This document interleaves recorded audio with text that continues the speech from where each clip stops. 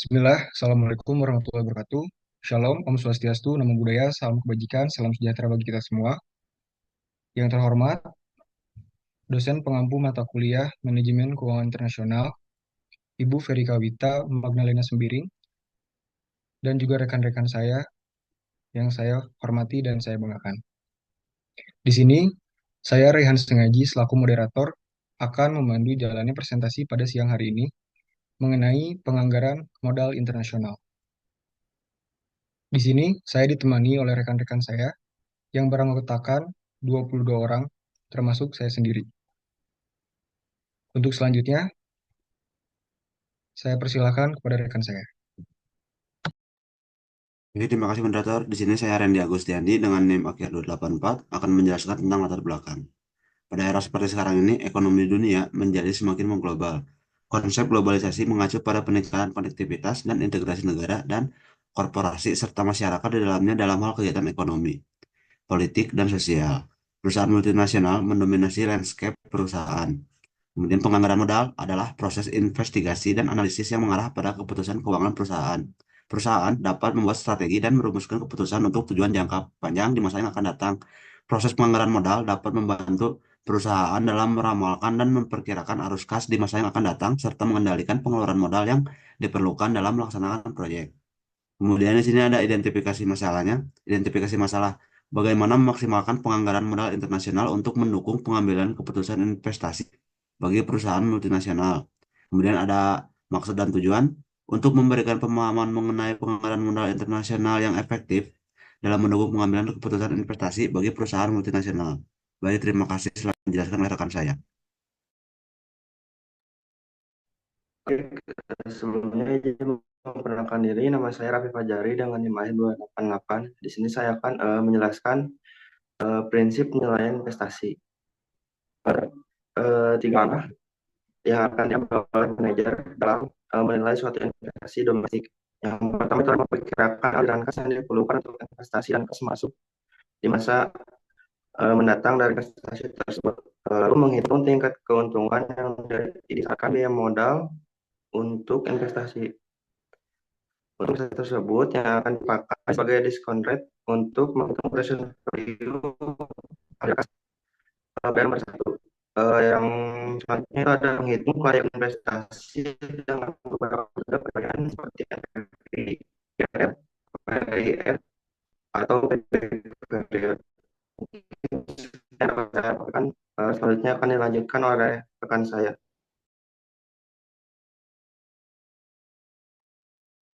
Baik, selanjutnya saya Nurul Safia dengan NIM akhir 267. Di sini saya akan menjelaskan mengenai menaksir aliran kas di mana terdiri dari 5. Yang pertama, kanibalisasi.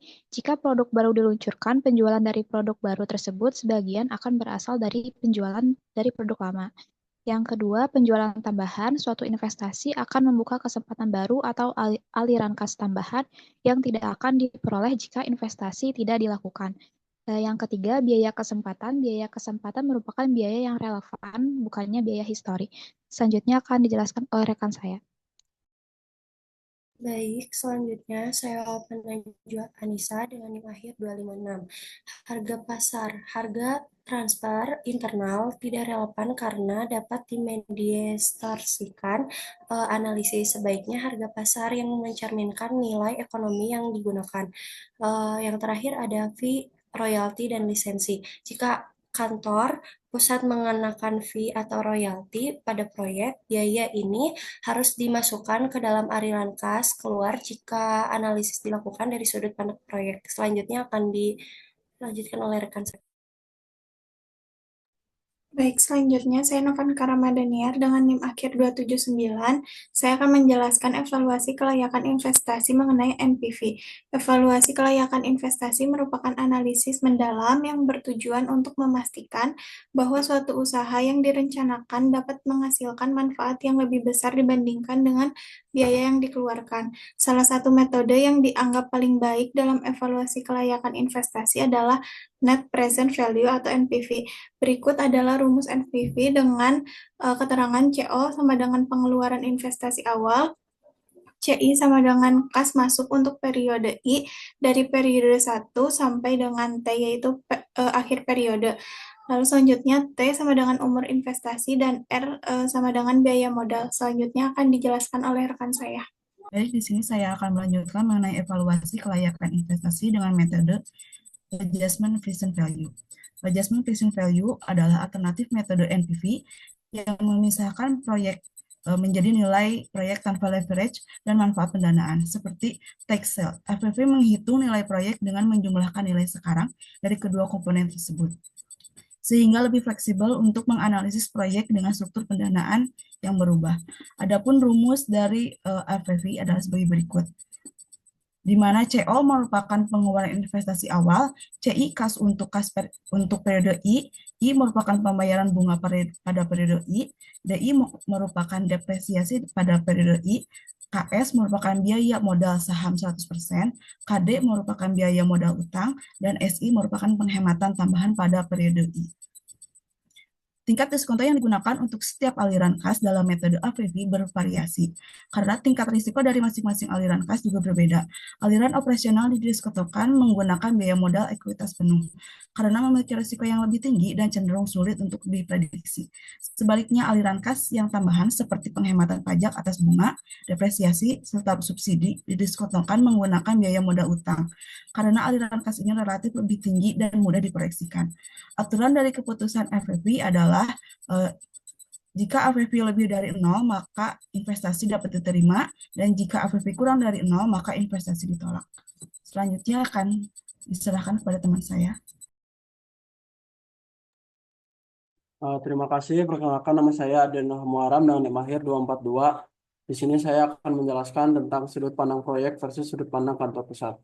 Analisis dari sudut pandang proyek bisa bermanfaat dalam beberapa situasi. Analisis tersebut bisa dipakai sebagai perbandingan dengan proyek investasi lain di negara yang sama. Proyek-proyek tersebut bisa langsung dibandingkan satu sama lainnya tanpa perlu mengkonversikan proyek tersebut ke sudut pandang kantor pusat. Proyek internasional tersebut juga bisa dibandingkan dengan investasi bebas risiko lokal atau investasi oleh perusahaan lokal untuk menentukan sejauh mana daya tarik proyek investasi tersebut. Jika keuntungan investasi lebih kecil dibandingkan dengan keuntungan pada investasi bebas risiko lokal, misal obligasi yang dikeluarkan pemerintah lokal, maka investasi tersebut tidak menarik. Jika tingkat keuntungan tersebut lebih kecil dibandingkan tingkat keuntungan oleh perusahaan lokal, maka akan lebih baik jika perusahaan lokal dibandingkan melakukan investasi secara langsung. Lalu di sini yang pertama ada dividen yang dikirimkan ke kantor pusat. Aliran kas yang dihasilkan proyek bukan merupakan aliran kas bagi kantor pusat. Seringkali aliran kas yang direpatriasi tersebut dikendalikan oleh negara yang bersangkutan, yang berarti aliran kas tersebut tidak berubah menjadi dividen 100%. Lalu yang kedua ada utang internal. Kantor pusat bisa memberikan utang ke cabang untuk pendanaan investasi. Pembayaran bunga dan pokok pinjaman ke kantor pusat merupakan aliran kas masuk bagi kantor pusat. Terima kasih. Selanjutnya akan dilanjutkan oleh rekan saya. Terima kasih. Saya Ran Sengaji dengan NIM 289 akan melanjutkan pada poin ketiga, yaitu membahas mengenai penjualan internal. Investasi internasional bisa menciptakan penjualan internal. Sebagai contoh, seringkali kantor pusat atau cabang lain memasok cabang yang mengerjakan proyek investasi. Dari sudut pandang kantor pusat, penjualan semacam itu merupakan aliran kas masuk sepanjang merupakan penjualan tambahan. Selanjutnya untuk yang keempat, mengenai royalti dan lisensi, kantor pusat bisa membebani cabang royalti atau lisensi. Dari sudut pandang proyek, royalti semacam itu merupakan biaya. Dari sudut pandang kantor pusat, royalti semacam itu merupakan aliran kas masuk. Aliran kas tersebut dikonversikan ke mata uang kantor pusat dengan menggunakan peramalan kurs di masa mendatang. Aliran kas tersebut kemudian dievaluasi dengan menggunakan biaya modal kantor pusat. Terima kasih, saya persilakan kepada rekan saya. Baik, saya Jasmine Aulia Oktarina dengan NIM akhir 287. Di sini saya akan mempresentasikan terkait penyesuaian terhadap risiko politik dan ekonomi. Risiko politik dan ekonomi risiko politik dan ekonomi berbeda dari satu negara ke negara lainnya. Untuk menyesuaikan risiko tersebut, perusahaan bisa melakukan beberapa cara. Yang pertama, memperpendek periode payback, yaitu mengurangi periode payback jika risiko negara meningkat untuk mempercepat pengembalian modal. Yang kedua, menaikkan diskon rate atau biaya modal, yaitu meningkatkan diskon rate untuk mencerminkan resiko yang lebih tinggi untuk menyederhanakan dampak resiko yang bervariasi di setiap periodenya. Diskon rate tinggi, maka NPV akan turun. Selanjutnya akan dilanjutkan oleh rekan saya. Baik, terima kasih. Saya Yulia Ningsi dengan NIM akhir 257 akan melanjutkan menjelaskan penyesuaian terhadap risiko politik dan ekonomi. Yang ketiga, menyesuaikan aliran kas. Pendekatan terbaik di mana aliran kas disesuaikan berdasarkan waktu dan intensitas risiko, seperti risiko ekspropriasi yang lebih tinggi pada tahun mendatang dibandingkan tahun yang lebih jauh. Pendekatan pertama dan kedua tidak sepenuhnya akurat karena menganggap risiko seragam untuk semua periode. Sementara menyesuaikan aliran kas lebih efektif karena mempertimbangkan perbedaan risiko berdasarkan timing dan dampaknya. Selanjutnya dilanjutkan oleh teman saya. Perkenalkan, nama saya Sarah Alifah Yasmin dengan NIM akhir 243. Di sini saya akan menjelaskan tentang perhitungan aliran kas. Aliran kas adalah komponen penting dalam evaluasi investasi internasional. Perusahaan harus memperkirakan pendapatan dan pengeluaran yang akan terjadi selama periode investasi. Misalnya, perusahaan multinasional Indonesia mempunyai cabang di Amerika Serikat dan akan melakukan investasi di Amerika Serikat. Besarnya investasi adalah $100.000 untuk pembangunan pabrik dan peralatan dengan jangka waktu 5 tahun. Adapun pembahasan terkait penjualan dari buku Mamduh adalah sebagai berikut, bisa dilihat di slide. Next. Selanjutnya akan dijelaskan terkait perhitungan dari komponen penjualan. Tahun pertama, perusahaan memproyeksikan penjualan sebanyak 1.000 unit pada tahun pertama operasi. Harga per unit ditetapkan sebesar $50. Untuk pertumbuhan tahunannya, volume penjualan diperkirakan meningkat sebesar 10% per tahun. Misalnya, pada tahun kedua, penjualan menjadi 1.100 unit, tahun ketiga menjadi 1.210 unit, dan seterusnya. Lalu untuk penyesuaian harga dengan inflasi, harga jual per unit disesuaikan dengan tingkat inflasi di Amerika Serikat yang diperkirakan sebesar 5% per tahun. Dengan inflasi ini, harga per unit pada tahun kedua menjadi $52,50. Pada tahun ketiga menjadi $55,13. Begitupun seterusnya. Lalu untuk perhitungan pendapatan penjualan, pendapatan total penjualan dihitung dengan mengalihkan jumlah unit yang terjual dengan harga per unit di tahun tersebut. Misalnya pada tahun pertama menjadi $50.000, tahun ketiganya $57,750, dan tahun ketiganya menjadi $66,697. Selanjutnya akan dilanjutkan oleh rekan saya. Baik, saya Suntesa Lanka Gultom dengan NIM 292. Di sini saya akan menjelaskan tentang perhitungan aliran kas. Yang kedua, biaya operasional. Modal kerja ditentukan 30% dari penjualan, tetapi 10% dari kebutuhan tersebut bisa dipenuhi oleh utang dagang. Kebutuhan modal kerja bersih dengan demikian 20% dari penjualan. Modal kerja dianggap berputar terus, tidak habis, sehingga investasi tambahan modal kerja per tahunnya merupakan investasi tambahan. Diketahui investasi modal kerja pada tahun pertama yaitu $10.000, pada tahun kedua yaitu $11.550. Modal kerja kemudian bisa kembali pada akhir periode sebesar $17.796. Modal kerja diasumsikan kembali pada akhir tahun ke-6. Pada tahun pertama, modal kerja awal adalah $10.000. Penjualan pada tahun pertama dihitung sebagai 1.000 unit dikali $50, yaitu hasilnya $50.000. Kebutuhan modal kerja bersih 20% dikali $50.000 dengan hasil $10.000. Pada tahun kedua, penjualan meningkat 10% menjadi 1.100 unit dan harga per unit meningkat 5% menjadi $52,50. Penjualan tahun kedua, 1.100 unit dikali $52,50 dan menghasilkan $57.750. Kebutuhan modal kerja bersih 20% dikali $57.500 menghasilkan $11.550. Tambahan modal kerja tahun kedua, $11.550 dikurang $10.000, menghasilkan $1.550. Pada akhir periode investasi atau tahun ke-6, modal kerja sebesar $17.796 dikembalikan ke perusahaan sebagai aliran kas masuk. Selanjutnya akan dilanjutkan oleh rekan saya. Saya Nur Aulia Putri dengan NIM akhir 295 akan melanjutkan pemaparan materi biaya operasional. Biaya variabel adalah 30% dari harga jual, biaya administrasi dan lainnya diperkirakan 5% dari penjualan. Biaya tersebut dibayarkan ke staf dan input lokal Amerika Serikat. Diasumsikan tidak ada fee untuk kontrak manajemen dari pusat. Jika ada, fee tersebut merupakan kas masuk untuk perusahaan pusat. Kantor pusat membebani biaya lisensi sebesar 20% dari penjualan. Lalu selanjutnya ada depresiasi. Depresiasi adalah cara membagi nilai mesin dan peralatan selama masa manfaatnya. Metode yang digunakan adalah garis lurus atau nilai aset dibagi nilai rata setiap tahun.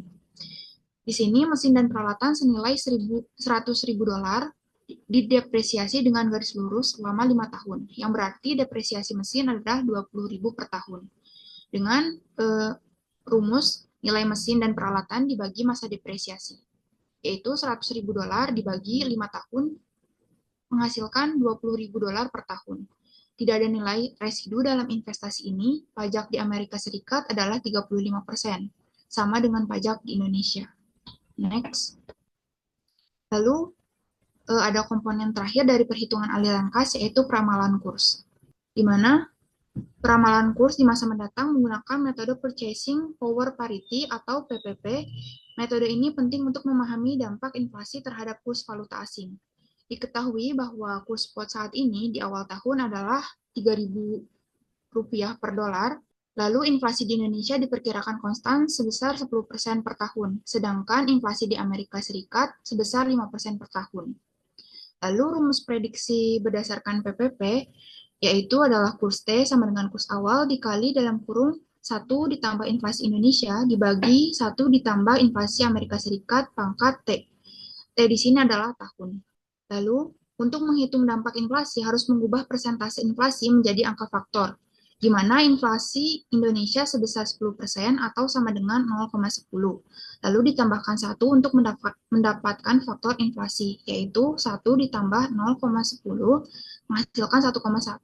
Begitu pula di Amerika Serikat, 5% dijadikan 0,05, yaitu ditambah 1 jadi 1,05.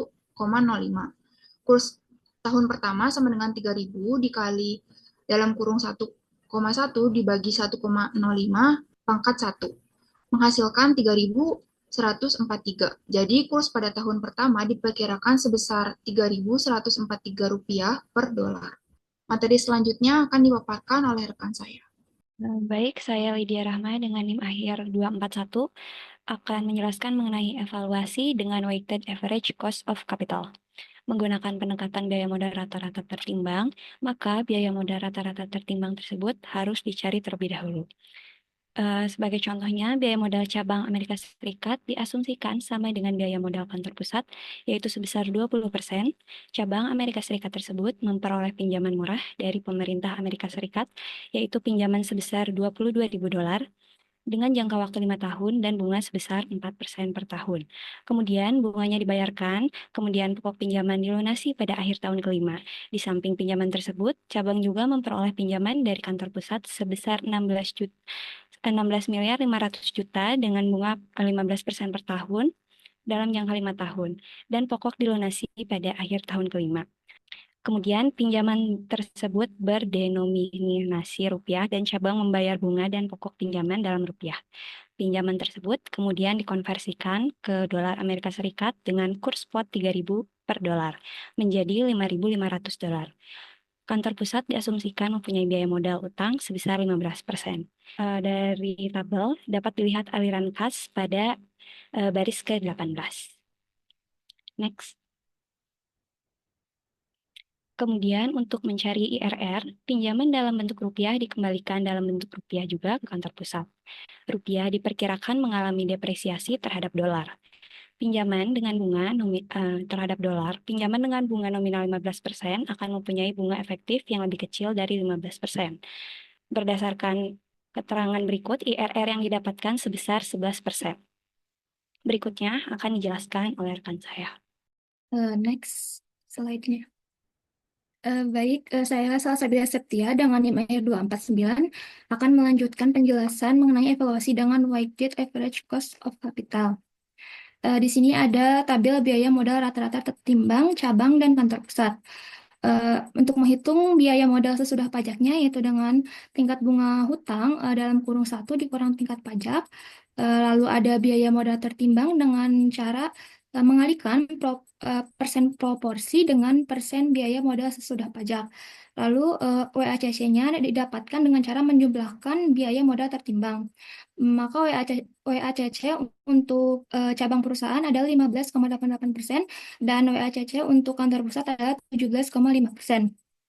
Lalu selanjutnya ada tabel present value dari sudut pandang proyek. Dalam hal ini kumulatif PV-nya dengan cara yaitu kumulatif PV pada tahun sebelumnya ditambahkan dengan PV kas pada tahun yang akan dicari. NPV-nya itu ada 133.523 dolar. Angka tersebut didapat dari penjumlahan dari PV kas pada tahun pertama hingga tahun ke-6, lalu dikurangi dengan 110.000 dolar. Angka tersebut diperoleh dari PV kas pada tahun ke-0. Maka NPV-nya diperoleh plus 23.523 dolar. Slide selanjutnya. Di sini ada present value dari sudut pandang kantor pusat. Dalam hal ini, aliran kasnya, angka-angkanya diperoleh dari aliran kas pada investasi di AS. Lalu pada baris kelima, yaitu dengan cara menjumlahkan baris ketiga dan baris keempat. Lalu untuk baris ketujuh, yaitu dengan cara mengalihkan baris kelima dan baris keenam. Maka pada baris kesembilan merupakan penjumlahan dari baris ketujuh dan baris kedelapan yang merupakan kas total masuk dari kantor pusat. Lalu pada baris ke-12 ada penjumlahan dari baris ke-11 dan baris ke-10. Lalu untuk baris ke-14 yaitu menghitung total kas keluar dengan rupiah, maka caranya yaitu dengan mengalihkan baris ke-12 dan baris ke-13. Lalu pada baris ke-15 kas bersih yang merupakan penjumlahan dengan cara menjumlahkan baris ke-9 kas masuk dengan dijumlahkan pada baris ke-14 kas keluar. Lalu pada baris ke-17 percent value-nya dengan mengalihkan baris ke-15 dengan baris ke-16. Maka didapatlah angka kumulatif pada baris ke-18 yaitu ada NPV-nya 94.987 dolar. Dengan nilai NPV positif ini maka menunjukkan bahwa investasi tersebut merupakan investasi yang baik. Selanjutnya akan dijelaskan oleh rekan saya. Baik, saya Putri Aulia Padilla dengan NIM akhir 258. Di sini saya akan menjelaskan evaluasi dengan adjusted present value. Yang pertama ada APV untuk cabang dan pusat. Perhitungan menggunakan metode adjusted present value menunjukkan bahwa investasi menghasilkan NPV negatif dari sudut pandang cabang. Sebelum memperhitungkan manfaat tambahan seperti penghematan pajak atau subsidi bunga. Yang pertama ada tabel APV dari sudut pandang cabang, yaitu sebelum memperhitungkan manfaat tambahan menghasilkan NPV negatif yang bernilai min 37.735 dolar. Namun setelah memperhitungkan manfaat tambahan, NPV yang dihasilkan bernilai positif yaitu dengan nilai 65.946 dolar. Next. Yang kedua ada menghitung manfaat tambahan. Perhitungan APV melibatkan identifikasi manfaat tambahan dari investasi seperti penghematan pajak karena depresiasi, bunga, dan subsidi pinjaman. Depresiasi digunakan untuk mengurangi pajak, memungkinkan perusahaan membayar pajak lebih sedikit dibandingkan tanpa depresiasi. Tabel pertama menyajikan perhitungan penghematan pajak dari depresiasi. Di sini ada manfaat tambahan dari penghematan pajak atas depresiasi, yaitu total PV penghematan pajaknya Rp80.076. Present value penghematan pajak karena depresiasi dihitung sebagai berikut, yaitu PV penghematan pajak sama dengan depresiasi dikali pajak dikali kurs rupiah atau dolar dikali diskon faktor. Untuk tahun pertama, PV penghematan pajaknya itu Rp20.000 dikali 0,35 atau 35% dikali 3.143 dibagi 5 dikali 0,8696. per 1000 sama dengan Rp19.131. Perhitungan di atas dibagi 1000 karena tabel tersebut menyajikan angka dalam ribuan. Diskon faktor memakai 15%, yaitu tingkat bunga di pasar keuangan Indonesia. Baik, akan dilanjutkan oleh rekan saya. Baik, saya Sri Intanaraya Maharani dengan NIM 296 akan melanjutkan perhitungan manfaat tambahan. Untuk yang berikutnya adalah perhitungan manfaat tambahan dari penghematan pajak atas bunga. Dalam tabel tersebut diasumsikan bahwa cabang memiliki dua jenis utang, yaitu utang ke pemerintah Amerika Serikat sebanyak $22.000 dan ke kantor pusat sebesar 16.500 dalam ribuan rupiah atau $5.500. Tingkat bunga dari utang ke pemerintah adalah 4% dan untuk kantor pusatnya 15%. Maka perhitungan bunga per tahun untuk dolarnya adalah tingkat bunga dikalikan dengan utangnya, yaitu $880 dan bunga per tahun untuk dalam rupiahnya adalah 15%. Tingkat bunga dikalikan dengan 16.500 dalam ribuan rupiah, maka didapatkan 2.475 dalam ribuan rupiah. Untuk rumus dari present value-nya dihitung sebagai berikut, yaitu present value penghematan pajak adalah total bunga dikali pajak dikalikan dengan diskon faktor. Maka untuk tahun pertama dihitung dalam 5.241 dalam ribuan rupiah dikali 0,35 dikali dengan 0,896, maka didapatkan untuk tahun pertama itu PV penghematan pajak atas bunganya adalah 1.595 dalam ribuan rupiah. Next. Untuk selanjutnya yaitu perhitungan manfaat tambahan dari subsidi pinjaman. Dalam tabel tersebut diasumsikan bahwa tingkat bunga pasar di AS atau di Amerika Serikat adalah 10%, sedangkan di Indonesia adalah 15%. Manfaat dari subsidi dihitung melalui present value pinjaman dengan bunga pasar yang diselisihkan dengan present value pinjaman dengan menggunakan tingkat bunga yang disubsidi. Berikut ini adalah manfaat yang dihitung melalui persamaan berikut, di mana keterangannya adalah C0 adalah aliran kas masuk pada periode awal, yang merupakan present value aliran kas masuk. Untuk selanjutnya, CN atau C1 hingga CN adalah aliran kas yang keluar. Dan R adalah diskon faktor yang berupa tingkat bunga pasar. Next. Untuk menghitung manfaat totalnya, perhitungan dari ketiga manfaat tambahan di atas, kemudian dijumlahkan untuk memperoleh manfaat totalnya. Jadi untuk menghitung manfaat total adalah nilai penghematan pajak karena depresiasi ditambah dengan penghematan pajak karena bunga, lalu ditambah manfaat subsidi pinjaman oleh pemerintah AS. Maka untuk perhitungannya, manfaat total itu adalah 80.071 dalam ribuan rupiah, ditambah 6.427 dalam ribuan rupiah, ditambah dengan 14.527 dalam ribuan rupiah, maka didapatkan manfaat totalnya adalah 101.025 dalam ribuan rupiah. Untuk selanjutnya saya serahkan kepada rekan saya. Baik, nama saya Rindi Rahmawati dengan NIM akhir 268. Di sini saya akan menjelaskan tentang menghitung penjualan tambahan. Dari sudut pandang kantor pusat, investasi luar negeri bisa diharapkan mendatangkan penjualan tambahan yang merupakan tambahan aliran kas untuk kantor pusat tersebut. Sebagai contoh, investasi luar negeri bisa diharapkan mendatangkan penjualan tambahan yang merupakan tambahan aliran kas. Dalam ilustrasi perusahaan multinasional Indonesia di muka, kantor pusat memperkirakan bisa mengekspor barang ke cabang sekitar 25% dari penjualan cabang. Ekspor tersebut merupakan tambahan aliran kas dari sudut pandang kantor pusat dan bisa dimasukkan ke analisis. Next. Dari pihak lain, kantor pusat bisa memperkirakan kanibalisasi yang mungkin terjadi dan memasukkan kanibalisasi tersebut ke dalam analisis. Misalnya, jika cabang AS tersebut memasok pasar AS, sementara sebelumnya kantor pusat mengekspor langsung ke AS, dengan demikian produk yang dihasilkan cabang akan bersaing dengan ekspor langsung dari kantor pusat. Setelah melakukan penyesuaian terhadap kenaikan dan penurunan atau kanibalisasi produk, kantor pusat kemudian mengevaluasi investasi seperti biasanya. Selanjutnya akan dilanjutkan oleh teman saya. Baik, saya Rusno Triana dengan NIM akhir 291 di sini yaitu ada analisis lanjutan. Dan terbagi menjadi dua, yaitu ada analisis sensitivitas dan analisis simulasi.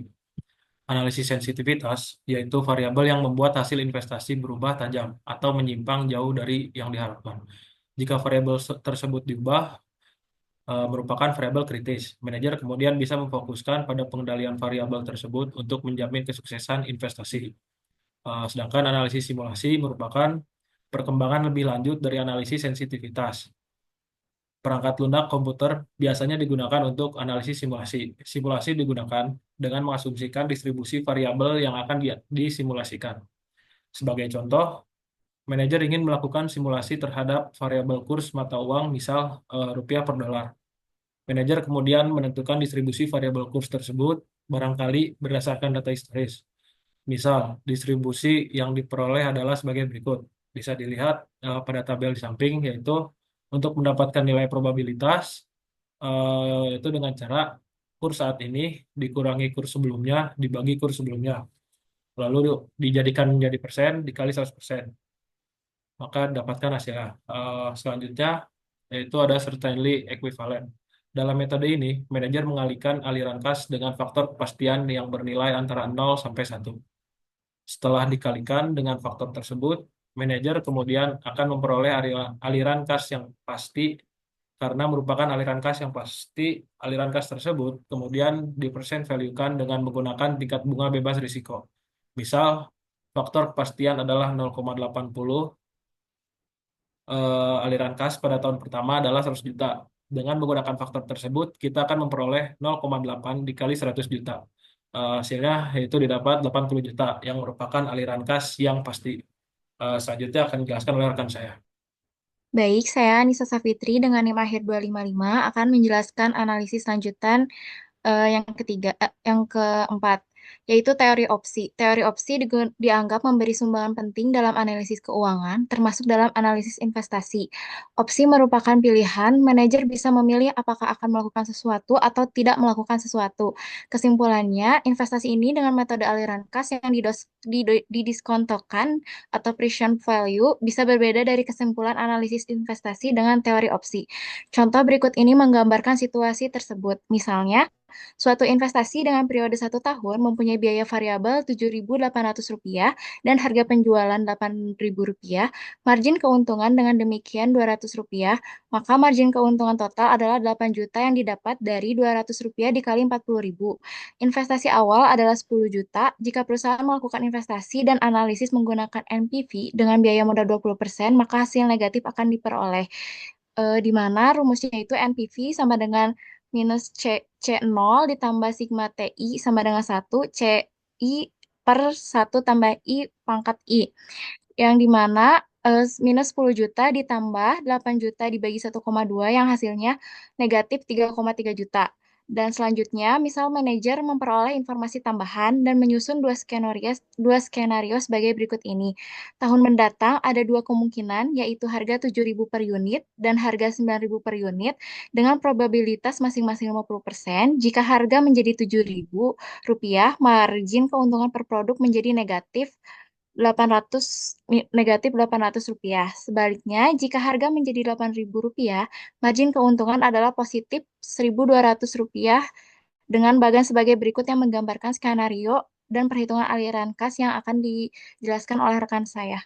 Baik, dengan saya Tamara Intan, NIM akhir 266. Di sini saya akan menjelaskan mengenai analisis lanjutan mengenai teori opsi, di mana dari contoh yang dipaparkan oleh rekan saya, maka diketahui aliran kas pada beberapa skenario di mana terdiri dari saat ini, yaitu investasinya, kemudian harga produk, tahun mendatang, dan aliran kas. Dengan menggunakan teori opsi, manajer mempunyai pilihan. Pilihan tersebut adalah tidak memproduksi jika margin keuntungan negatif. Karena tidak memproduksi, maka aliran kas pada tahun mendatang adalah 0,00 dalam rupiah jika margin keuntungan negatif. Tetapi jika margin keuntungan positif, maka manajer memproduksi dan menghasilkan margin total 48 juta rupiah. Margin yang diharapkan dengan demikian 24 juta rupiah. Perhitungan dengan analisis net present value menghasilkan angka positif sebagai berikut. Ketahui maka minus 10 juta rupiah ditambah dengan 24 juta rupiah per 1,2, maka diperoleh sebesar 20 juta rupiah. Dalam kerangka opsi tersebut tidak ada aliran kas negatif. Hal ini terjadi karena manajer tidak memproduksi jika biaya lebih besar dibandingkan dengan harga. Analisis opsi bisa dipakai untuk melengkapi analisis net present value atau NPV. Baik, sekian dari saya. Saya lanjutkan kepada rekan saya. Terima kasih. Baik, di sini saya Resmi Roman dengan Wahyu 278 akan melanjutkan terkait kesimpulan dan juga saran. Yang dimana pada kesimpulan pada pembahasan kali ini yaitu kegiatan investasi merupakan kegiatan penting yang akan dilakukan perusahaan untuk meningkatkan nilai perusahaan. Nah, prinsip penilaian investasi internasional pada dasarnya sama dengan prinsip penilaian investasi domestik. Nah, pertama, manajer perlu memperkirakan aliran kas dari investasi tersebut. Nah, aliran kas tambahan atau incremental yang relevan dalam hal ini. Setelah itu, perusahaan bisa mengevaluasi kelayakan investasi dengan menggunakan metode net present value atau NPV atau dengan metode adjusted present value atau APV. Nah, untuk saran yang ada, yang dimana untuk membuat keputusan penganggaran modal internasional yang efektif, perusahaan perlu mempertimbangkan beberapa hal. Yang pertama itu ada analisis risiko yang komprehensif, lalu ada evaluasi proyek secara cermat, lalu mempertimbangkan faktor non-finansial, fleksibilitas, manajemen risiko, dan juga evaluasi secara berkala. Baik, sekian dari saya kembalikan kepada moderator. Terima kasih. Demikian presentasi pada siang hari ini. Mohon maaf apabila ada kesalahan. Saya tutup. Assalamualaikum warahmatullahi wabarakatuh.